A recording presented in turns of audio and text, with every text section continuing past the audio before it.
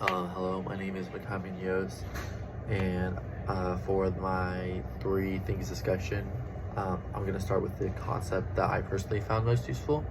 And for me, this concept is resilience, and I really connected with this idea of resilience because it's not just it's not just about being tough or pushing through challenges.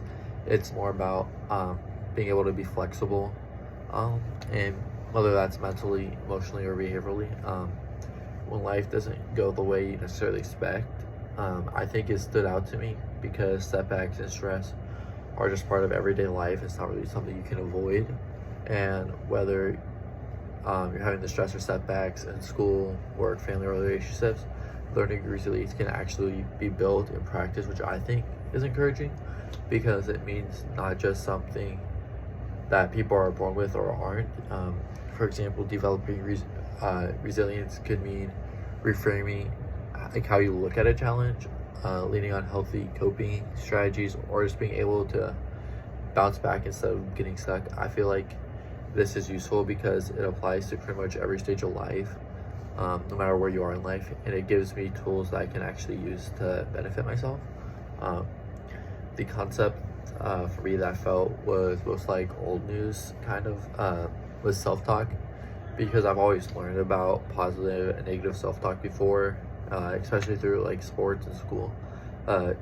My coaches and teachers have always emphasized that your mindset, whether that's going into a game, practice, or like a test, really matters, and that repeating negative things to yourself can drag you down, while using like positive affirmations can actually motivate you and change how you perform. It can like elevate how you perform in something. So while I agree it's important, it didn't feel very new or surprising when we covered it in class. I already understood that your inner voice has a big influence on your confidence and the actions you take. It kind of felt like review. That's something like brand new for me. And the concept I'm most confused about is, I would say, effortful control. I understand it's like the ability to regulate your emotions and attention, and I know that you can develop it with practice, but I'm not necessarily 100% sure on how you would like practice it in your life.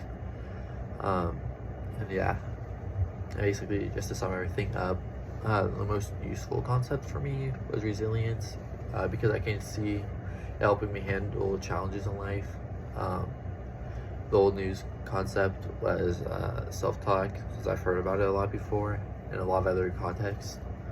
And the one I'm most confused about is effort control, because I'm not exactly sure how it's different from just regular control, I guess. And yeah.